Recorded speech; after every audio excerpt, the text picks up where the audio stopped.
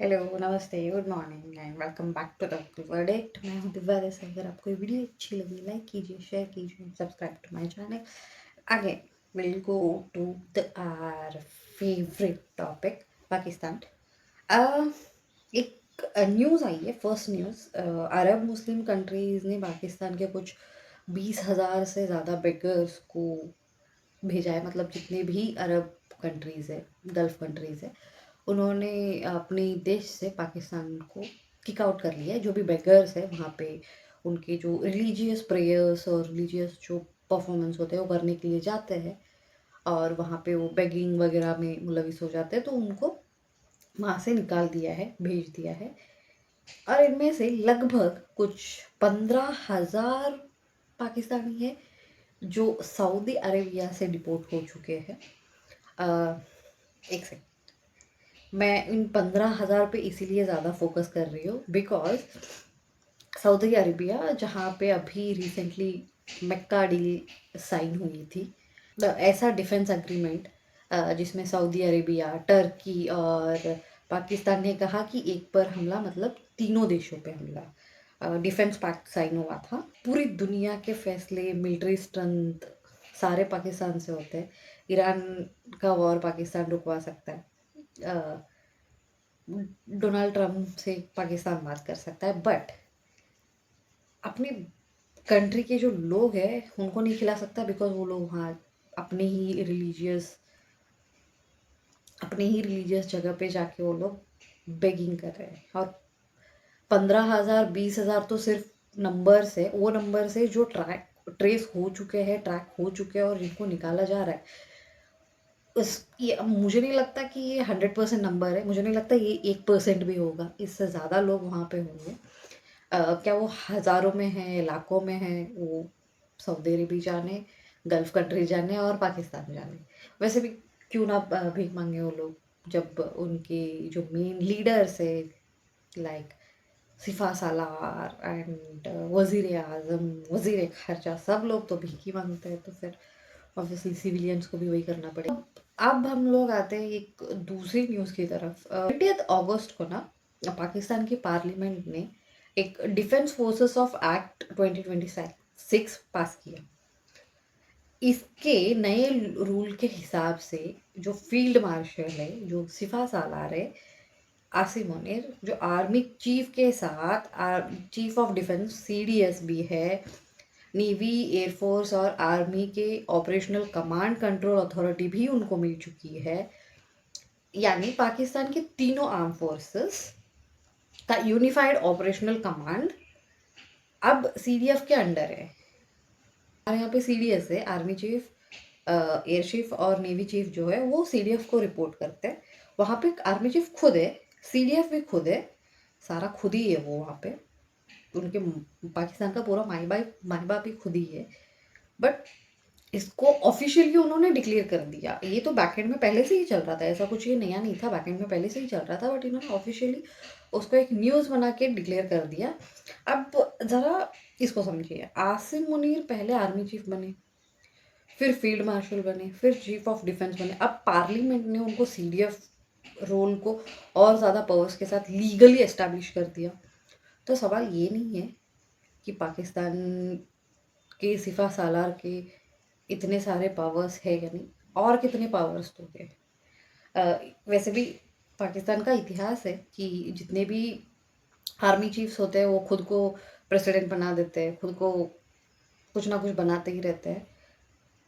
Problem उनका field marshal बनना नहीं था, प्रॉब्लम है पावर का कंटिन्यूअसली एक मिलिट्री ऑपरेशन में चलना और एक ही अराउंड कॉन्सेंट्रेटेड करना। स्ट्रॉन्ग आर्मी, नेवी और एयरफोर्स किसी भी कंट्री के लिए इंपॉर्टेंट होती है, ऐसा नहीं कि नहीं होती है। लेकिन डेमोक्रेसी में ना मिलिट्री और पॉलिटिकल पावर के साथ ना एक थिन लाइन होती है, और वो क्लियरली दिखनी चाहिए। वो ब्लर होगी ना तो फिर क्लैशेस आना शुरू हो जाएंगे। वैसे भी वहाँ पे ऑलरेडी मार्शल लॉ है। डेमोक्रेसी सिर्फ दिखाने के लिए है। न्यूज़ चैनल वाले सिर्फ एक शो को लेके बैठ जाते हैं और वहाँ पे वो लोग अपने प्राइम मिनिस्टर को गालियाँ देना शुरू कर देते हैं, बस बिकॉज दुनिया को दिखानी है कि डेमोक्रेसी है। बट है नहीं।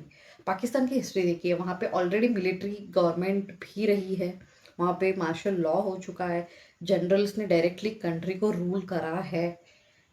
लेकिन आज ज़रूरी नहीं कि पार्लियामेंट के बाहर टैंक खड़ा हो। ये हो सकता है वहाँ पे, आदत है कि वहाँ पे कोई एक कुछ गाना है, वो बजते ही समझ में आ जाता है कि यहाँ पे मार्शल लॉ शुरू हो चुका है। ये ऑलरेडी शुरू हुआ है, ऐसा नहीं है कि नहीं शुरू हुआ है। आप आगे जाके और एक न्यूज़ है, वो जब पढ़ोगे ना तो आपको थोड़ा बहुत ये लगेगा कि हाँ, अब शुरू किया है उन्होंने, एक स्टेप लिया है मार्शल लॉ की तरफ। और यही पाकिस्तान में रियल क्वेश्चन है कि एक्चुअली आसिम मुनर के सपोर्टर्स कहेंगे कि कंट्री को स्ट्रॉन्ग लीडरशिप की ज़रूरत है। अभी न्यूज़ चैनल वगैरह में शुरू हो गया है, एक तरफ के लोग बोल रहे हैं कि कंट्री को बहुत ज़्यादा लीडरशिप की ज़रूरत है, जैसे जैद हामिद, लाल टोपी, वो बोल रहे हैं कि सिफा सालार के हाथ में इतना पावर दिया है, अब जाके कुछ अच्छा होगा। सूदखोर जो इनके यहाँ पे इंटरेस्ट देना और लेना मना है, फिर भी लेते हैं, बट कोई और लेता है, अब जाके नहीं होगा, ऐसे ऐसे कुछ उसके स्पीचेस आ गए बाहर। पाकिस्तान को आर्मी की स्टेबिलिटी लाती है। उनका ऐसा कहना है कि इनके सिफा सालार को जितने पावर्स दे रहे हैं उससे उनके आर्मी और सिविलियंस के बीच में स्टेबिलिटी आ जाएगी। मतलब सिविलियन का जो झुंड है वहाँ पे, उनके बीच में स्टेबिलिटी आ जाएगी, क्योंकि सिविलियन गवर्नमेंट वीक है नहीं, उसको करा गया है, बट तो सॉल्यूशन उनको लगता है कि मिलिट्री पावर है, क्योंकि उनको लगता है उनके प्राइम मिनिस्टर काम नहीं करते। ऐसे मुझे लग रहा है कि कहीं ना कहीं तख्ता पलट की तैयारी हो रही है, बिकॉज वो लोग प्राइम मिनिस्टर को हर चीज़ में घसीट रहे, न्यूज़ चैनल वाले।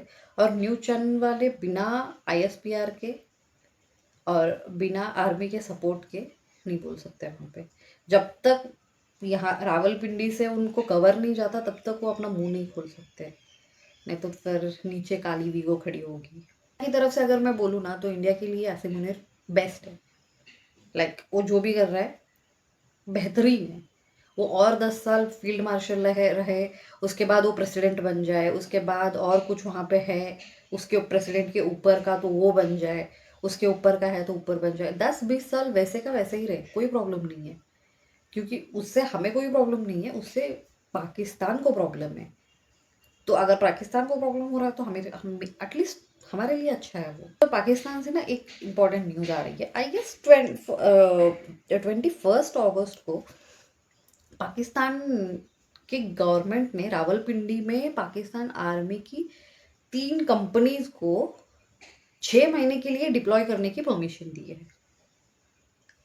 मतलब रावलपिंडी में जो गोलियां चल रही थी या फिर वहाँ पे जो भी हो रहा था, वो क्यों हो रहा था, किसने करवाया, कैसे हुआ, वो अलग चीज़ है। वो जो भी हुआ उसके बाद फील्ड मार्शल को लगा कि यहाँ पे अभी आर्टिकल 245 होना चाहिए, उन्होंने वो जारी कर दिया। इसके तहत ये बोला जा रहा है कि सेंसिटिव सिक्योरिटी ड्यूटीज़ के लिए की गई है। गवर्नमेंट ने कहा है कि आर्मी सिविल एडमिनिस्ट्रेशन की हेल्प करेगी और किसी भी अनफॉर्सिन सिचुएशन से डील करेगी। लेकिन एग्जैक्ट सिक्योरिटी थ्रेट क्या है, किससे है, और गवर्नमेंट ने पब्लिकली डिस्क्लोज किया नहीं है इस चीज़ को। आर्टिकल 245 क्या कहता है, पाकिस्तान कॉन्स्टिट्यूशन का आर्टिकल 245 आर्म फोर्सेस को एड ऑफ सिविल पावर में डिप्लॉय करने का कॉन्स्टिट्यूशनल फ्रेमवर्क देता है। मतलब वो लोग धीरे धीरे धीरे आर्मी को पावर में लेके आने के लिए तैयारी कर रहे। फर्स्ट उन्होंने रावलपिंडी चुना, ऑब्वियसली बिकॉज इनका एक मेजर मिलिट्री बेस है जहाँ पे सो कॉल्ड सिफा सालार बैठते हैं, तो इसीलिए वो लोग अभी उन्होंने देखो ये ना मॉडल, आई गेस जितना मुझे पता है वो चीना में चाइना में ऑलरेडी चलता है वहाँ पे, जहाँ पे वो लोग मिलिट्री और सिविल के साथ मिल के काम करते हैं, उनकी एक कंपनी और सिविल की एक मिल के काम करते हैं। बट यहाँ पे उल्टा है, बिकॉज यहाँ पे सिविलियन का ऑब्वियसली सिविल एडमिनिस्ट्रेशन का कोई भी पावर है नहीं यहाँ पे। तो जितना भी होगा मिलिट्री एडमिनिस्ट्रेशन का पावर होगा, तो उन्होंने दोनों को साथ में लेके रावलपिंडी को इनके हाथ में दे दिया। फर्स्ट रावलपिंडी है, उसके बाद फिर आते जाएंगे शहर। अब लोकेशन देखिए, रावलपिंडी ये पाकिस्तान का एक तो मेजर हब है, और इस्लामाबाद बिल्कुल पास है, जो कैपिटल ऑफ पाकिस्तान है। इसीलिए जब यहाँ यही आर्मी को आर्टिकल 245 के अंडर 6 मंथ के लिए डिप्लॉय किया जाता है, तो सवाल सिर्फ सिक्योरिटी का नहीं है। सवाल ये है कि पाकिस्तान में सिविल एडमिनिस्ट्रेशन और मिलिट्री के बीच में पावर किस तरफ जा रहा है। इसके ऊपर पार्लियामेंट में डिबेट होगा नहीं, अगर होगा तो भी उसको और एक मोड़ दिया जाएगा। वीडियो है इंस्टाग्राम पे मैंने देखी, नहीं ट्विटर पे देखी है मैंने वो वीडियो, मिस्टर जैद हमीद की रेड कैप। तो वो वीडियो आप एक बार क्लिप में यहाँ पे छोटा सा लगा दूंगी, आप वो देख लीजिए। एंड उन्होंने सऊदी के लोगों को शायद, या फिर गल्फ के लोगों को, उस तरफ के लोगों को बोला कि अय्याश है, और उन्होंने बोला कि उनका मोटापा आ गया, खा खा के मोटे हो रहे, वो लोग जंगों में नहीं उतर रहे, वो लोग भलाई के लिए कुछ नहीं कर रहे, वो लोग सिर्फ नहीं पता कि इस इंसान को क्या प्रॉब्लम है, या फिर इस इंसान के पैदाइश में क्या प्रॉब्लम है। बट ये बंदा हमेशा गल्फ, ऑब्वियसली सऊदी के पीछे या फिर गल्फ वालों के पीछे पड़ा रहता है, बिकॉज इसकी एक हिस्ट्री है उनके साथ। वहाँ पे ये गया था, वहाँ पे उन्होंने कुछ तो, महाशय ने कुछ बक दिया सऊदी के लिए, एंड सऊदी वालों ने अच्छे से उनके तरफ से, उनका जो कानून है कोड़े मारने का, वैसे हिसाब से इन्होंने कोड़े मार दिए, और तब से इसको शुरू हो गए। यार वो पाकिस्तान के ना लोग हैं, शायद वो सऊदी जाके सिर्फ कोड़े खा के आते हैं। एक इनका मिनिस्टर भी था जो काबुल गया था, शायद फैज हमीद या समथिंग कुछ तो नाम है उसका, वो भी, उसने भी कुछ किया था, उसको भी सऊदी वालों ने अच्छे से मारे थे। एंड यहाँ पे इसको भी अच्छे से ये कर दिया। इसने कुछ तो बोल दिया कि बगदाद तक, कस्तूनिया, ये वो वगैरह सऊदियों को। फिर उन्होंने बोला कि तुम आते हो यहाँ पे, आना भी यहीं पे है, सब करना यहीं पे, लेना हमसे भीख है, फिर भी हमारे लिए बोलते हो। तो उन्होंने अच्छे से पीट दिया था। तो तब से ये उनके पीछे पड़ा हुआ है कि मैं तो छोड़ूंगा नहीं इनको, ये तो अय्याश हो गए, ये तो ये हो रहे, वो हो रहे, तो भीख क्यों मांगते हो उनसे, वो तो अय्याश है ना, उनको छोड़ दो ना फिर। बट जैसे मैंने कहा कि ये लोग मार्शल लॉ की तैयारी कर रहे हैं, एंड थोड़ा बहुत हो रहा है। शहबाज शरीफ का पत्ता कट होने वाला है, शायद 1-2 दिन में नहीं होगा, 1-2 महीने में नहीं होगा, बट डेफिनेटली होगा।